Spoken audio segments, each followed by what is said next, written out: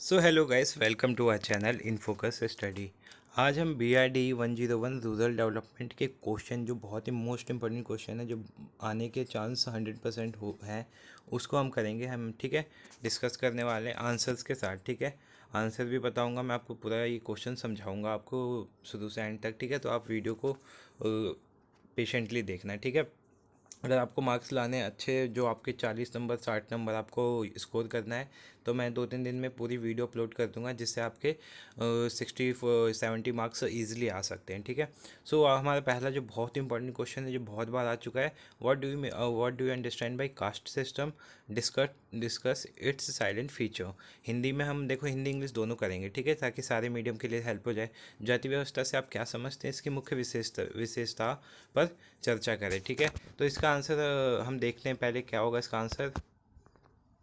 तो देखो, जाति व्यवस्था की डेफिनेशन क्या होती है। जाति व्यवस्था ऐसे समूह को कहते हैं जिसका एक सामान्य नाम होता है, जिसमें सदस्यता का आधार जन्म माना जाता है, और जो सामाजिक व्यवहार के मामले में अपने सदस्यों पे क्या लगाता है, पाबंदी लगाता है। देखो, ऐसे इंग्लिश में अगर हम बोले तो जाति व्यवस्था, it is a group in which there is a common name, और membership of their caste is based on their birth. ठीक है, क्योंकि इनकी जो किसी भी अगर जाति की बात करें, तो उसके लिए हम कोई डिग्री हमें नहीं लेनी होती, ना कोई हमें रजिस्ट्रेशन करवाना होता है। ठीक है, हम जाति के लिए क्या करते हैं, अगर हम घर में पैदा हुए और जिस जाति की होगी, वही जाति हमारी जाति हो जाती है। तो जाति का आधार क्या होता है, सदस्यता कैसे पाते हैं हम, जाति में जन्म लेके पाते हैं। ठीक है, और ये क्या करता है, हमारे को एक तरह से हमारे सदस्य को सामाजिक चीज़ों से क्या करता है, प्रतिबंध लगाता है। लाइक मोमडन्स में, देखो ये मैं जाति पे नहीं बोलूँगा, लाइक मोमडन्स में क्या होता है, बुरखा के ऊपर होता है, बहुत सारी चीज़ें होती हैं, तो उनकी एक अलग अपनी सोच है। ठीक है, हिंदुओं में अलग अपनी सोच है, तो ये सारी सोच जाति व्यवस्था पर होती है। ठीक है, धर्म पे नहीं, सॉरी जाति पे चलते हैं हम, ये ज़्यादा धार्मिक हो गया। ठीक है, तो आप समझ सकते हैं जाति व्यवस्था क्या होती है। ग्रुप होता है जिसमें सामान्य नाम होता है, जिसकी सदस्यता जन्म के आधार पे होती है। अब इसकी विशेषताएं क्या क्या होती हैं, उस पर डिस्कस करते हैं। पहला तो यही होता है कि जाति जन्म पर आधारित होती है। इसका मतलब क्या हुआ कि birth is based on, sorry caste is based on birth. ठीक है, जो कास्ट होती है वो बर्थ पे बेस्ड होती है। ठीक है, सेकंड पॉइंट है, जाति जाति का अपना परंपरागत व्यवसाय होता है। ठीक है, इसके इंग्लिश में अगर बोले तो every every caste has its on business, या फिर हाँ ऐसे बोल सकते। क्यों? क्योंकि देखो, पहले कोई बिजनेस का ये नहीं था कि ये जाति, अब जैसे हम बोलते हैं ना, बनिया बोलते हैं, मोची बोलते हैं, दर्जी बोलते हैं, तो ये सब कैसे बने, ये जाति नहीं थी कोई। ठीक है, लोग काम करते गए और काम करते करते इनका एक ग्रुप बन गया। अब इनके ग्रुप को किस नाम से जाना जाने लगा, मोची के नाम से, बनिया के नाम से, दर्जी के नाम से। तो ये सब क्या हुआ, ये बनते गया। ठीक है, इनके जन्म के आधार पे फिर ये लोग इनका व्यवसाय बन गया वो चीज़। ठीक है, तो इस तरह पे से इनको देखा जाता है। ठीक है, अब आते हैं थर्ड पॉइंट पे, इसके जाति स्थायी होती है। ठीक है, जाति स्थायी होती है, कोई फिक्स नहीं होता है ये। ठीक, सॉरी जाति फिक्स होता है, गलत बोल दिया मैंने। जाति फिक्स होती है, कोई ये नहीं कि हम यहाँ पे मतलब आए और फिर जाति चेंज कर रहे। चेंज करने का हमारा संवैधानिक अधिकार है, लेकिन वैसे नहीं हो सकता। सॉरी, धर्म चेंज करते हैं, जाति चेंज नहीं होती, जाति वही रहती है। अगला है ऊंच नीच की भावना। देखो, अच्छी चीज़ें भी होती हैं जाति में, बुरी चीज़ें भी होती हैं। तो बुरी चीज़ों में क्या आता है, ऊंच नीच की भावना। और इंडिया में जाति के आधार पे ऊंच नीच की भावना तो कॉमन चीज़ थी पहले भी, और अभी भी बहुत ज़्यादा होती, अभी भी बहुत कम हो गई है, लेकिन पहले से, मतलब पहले जितनी थी उतनी नहीं है अब। ठीक है, उससे कम हो गई है, लेकिन है अभी भी। अगला है मानसिक सुरक्षा प्रदान करना। जाति मानसिक सुरक्षा भी प्रदान करता है लोगों को। ठीक है, और ठीक है, तो इसका इंग्लिश में कैसे बोल लेंगे, it provide mental health health ठीक है, मेंटल हेल्थ सिक्योरिटी। ठीक है, और थर्ड पॉइंट को इंग्लिश में कैसे बोल सकते हैं, कास्ट इज़ परमानेंट। ठीक है, और फोर्थ पॉइंट में क्या कर सकते हैं, it is based on biased system, ऐसे हो सकता है। थर्ड सिक्स पॉइंट है विवाह संबंधी प्रतिबंध। जाति जो है, जो कास्ट जो है, वो मैरिज पे भी इफेक्ट करता है। ठीक है, जैसे कास्ट होता है कि मेरी कास्ट की नहीं है, मैं इससे शादी नहीं कर सकता, या फिर कभी कभी होता है ना, घर में होता है कि ये हमारी कास्ट की है तो इससे हम शादी करेंगे। तो ये भी क्या होता है, एक जाति पे ही डिपेंड करता है कि हम शादी कौन से जाति में करें कौन से नहीं। ठीक है, तो शादी जो होती है वो जाति पे देख के की जाती है मोस्ट ऑफ। ठीक है, ये भले ही 10-20% इंडिया में अभी भी ऐसा नहीं होता, लेकिन 80-90% लोग अभी भी जाति पे बिलीव करते हैं। ठीक है, और शादी भी उसी हिसाब से होती है। तो ये क्या करता है, जो जाति होती है वो विवाह संबंधी पर विवाह पर प्रतिबंध लगाता है। ठीक है, और समाज का विभाजन करता है। इट इट डिवाइड क्या बोलेंगे, सोसाइटी। ठीक है, समाज का क्या करता है, विभाजन करता है, समाज को बांटता है, जो कि गलत बात है। ठीक है, जाति वैसे बांटता ही है। ठीक है, तो हमारा पहला क्वेश्चन यहाँ पे हमारा कवर हो चुका है। ठीक है, अब आते हैं हम सेकंड क्वेश्चन पे। सेकंड क्वेश्चन है हमारा, what do you understand by rural development, what are its component and objective. Hindi में पढ़े तो ग्रामीण विकास से आप क्या समझते हैं, इसके घटक और उद्देश्य क्या है।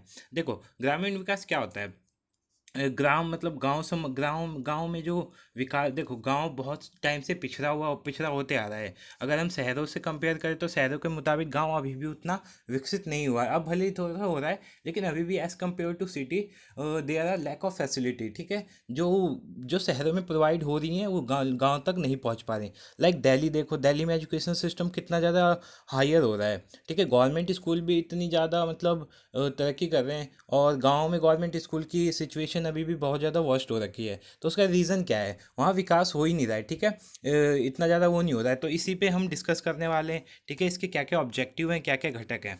ठीक है, तो आते हैं हम अपने सेकंड क्वेश्चन पे। सेकंड क्वेश्चन है, हाँ ये रहा, एक सेकेंड, कहाँ गया। हाँ, देखो विकास तो आप लिख सकते हो। विकास क्या होता है, गांव गांव को किसी भी गांव को या किसी भी ग्रामीण इलाके को आर्थिक, सामाजिक और मानसिक रूप से क्या करना है, बढ़ाना या उसका विकास करना ही क्या होता है, ग्रामीण विकास होता है। अब इसके घटक क्या होते हैं, पहला आर्थिक विकास होता है। ठीक है, आर्थिक विकास मतलब पैसों से रिलेटेड जो भी विकास करेंगे उसे आर्थिक विकास बोलेंगे। ठीक है, फाइनेंशियल डेवलपमेंट। सेकंड होता है राजनीतिक विकास, इसको इंग्लिश में बोलेंगे पॉलिटिकल डेवलपमेंट। ठीक है, कि वहाँ राजनीति भी कितनी अच्छी हो रही है या नहीं हो रही। और थर्ड पॉइंट है सामाजिक विकास, मतलब सोशल डेवलपमेंट। ठीक है, समाज का विकास कैसे हो रहा है, पता चले आर्थिक विकास हो रहा है लेकिन समाज अभी भी पिछड़ा हुआ है। ठीक है, कुछ लोगों को ही विकास का फ़ायदा हो रहा है, तो समाज को भी साथ में लेकर चलना क्या होता है, सामाजिक विकास होता है, सोशल डेवलपमेंट होता है। फिर फोर्थ नंबर पे आता है मानव विकास। इसमें क्या होता है, ह्यूमन, मतलब मानव का विकास हो रहा है कि नहीं हो रहा है हम। ठीक है, मानव का विकास भी जरूरी है, क्योंकि मेन विकास मानव से ही होता है। ठीक है, तो मानव विकास मतलब ह्यूमन डेवलपमेंट। ठीक है, लास्ट पॉइंट है मानव प्रसन्नता और अच्छा होना। मानव प्रसन्नता मतलब ह्यूमन हैप्पीनेस इंडेक्स भी जो आप देखते हो आजकल आता है। ठीक है, तो वो इसी चीज़ पे होता है कि मतलब ग्रामीण इलाकों में भी आदमी खुश है या नहीं है, प्रसन्न है कि नहीं है।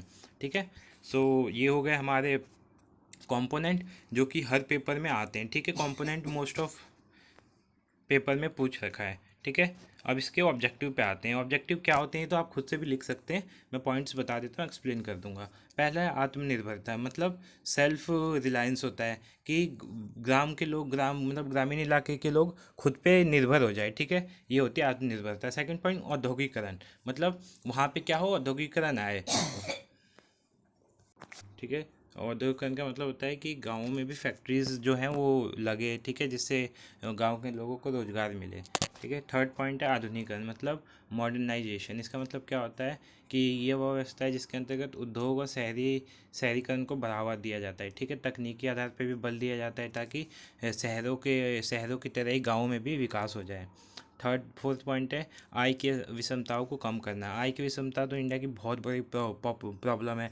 क्यों, क्योंकि मोस्ट ऑफ जो पैसे हैं इंडिया के 5% लोगों के पास है, बाकी 95% लोगों के पास कुछ भी नहीं है। ठीक है, तो ये जो आय की असमानता है गाँव में भी बहुत ज़्यादा है, तो इसको कम करने का भी लक्ष्य किसका है, उद्देश्य किसका है, ग्राम विकास का है। ठीक है, थर्ड पॉइंट, अरे सॉरी, फिफ्थ पॉइंट है गरीबी और बेरोजगारी को हटाना। है तो कॉमन चीज़ है, ये आप बता सकते हो।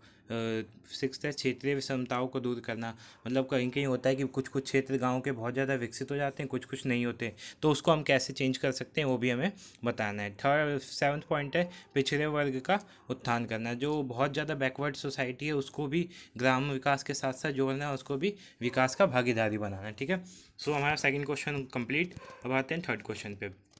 Describe the role and function of voluntary organisation in rural development. ठीक है, हिंदी में पढ़े तो ग्रामीण विकास में स्वैच्छिक संगठनों की भूमिका और कार्यों का वर्णन करें। ये भी 8 या 9 बार क्वेश्चन आ चुका है पेपर में, तो ये भी कोई काफ़ी इंपॉर्टेंट क्वेश्चन है, इसको भी हम डिस्कस कर लेते हैं, ठीक है। तो देखो, स्वैच्छिक संगठन होता क्या है, वॉलंटरी ऑर्गेनाइजेशन क्या होती है। यह व्यक्तियों का एक समूह होता है जिन्होंने स्वयं को एक विधि समूह निकाय के रूप में संगठित कर लिया, ताकि इससे इसके माध्यम से समाज सेवाएं प्रदान कर सके। सिंपली बोले तो एनजीओ होता है, ठीक है।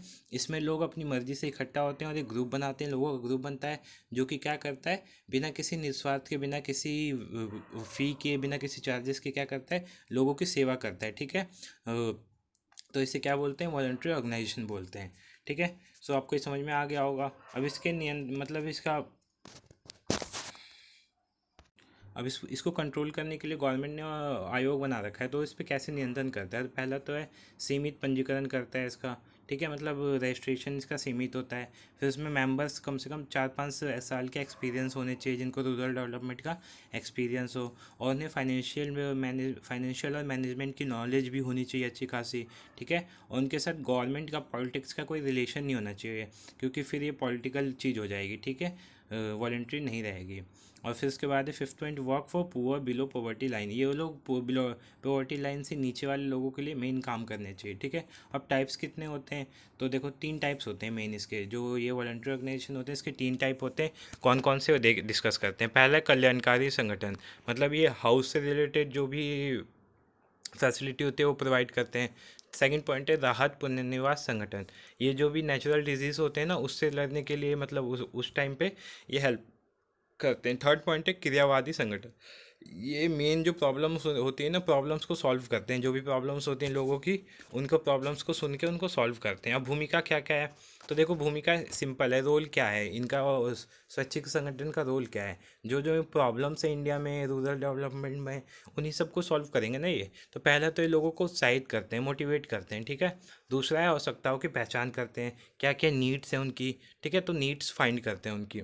थर्ड पॉइंट है मॉडल बनाकर नए कार्य का परीक्षण करना, ठीक है। They make models and they find new works, ठीक है, मतलब मॉडल बना के नए कार्यों का परीक्षण करते हैं, ट्रेन करते हैं उस चीज़ के लिए लोगों को, ठीक है। फिर बंधुआ मजदूरों का पुनर्निवास, जो बंधुआ मजदूर होते थे उनको दोबारा रहने के लिए घर, उनको फैसिलिटी देना, ये सब करते हैं, ठीक है। दहेज प्रथा के अंत में भी, देखो अंत तो नहीं बोलेंगे, लेकिन बहुत ज़्यादा इन्होंने हेल्प की है, क्योंकि उस टाइम पे गर्ल्स की इस एजुकेशन और उनको शादी होने से रोकना, इसमें वॉलंटियर ऑर्गेनाइजेशन ने और एनजीओ ने बहुत ज़्यादा हेल्प करी थी। फिर मजदूरी व्यवस्था को ठीक करना, उनको ढंग से पैसे मिल रहे हैं नहीं, उस चीज़ में हेल्प करने में भी वॉलंटियर ऑर्गेनाइजेशन ने हेल्प करी है बहुत ज़्यादा, ठीक है। सो वीडियो हमारी ख़त्म हो गई है। 3 क्वेश्चन थे जो बहुत इंपॉर्टेंट थे, ठीक है, इसमें से 2 क्वेश्चन 3 क्वेश्चन आने आने हैं, ठीक है। सो आप इसको करके जा सकते हैं, ठीक है।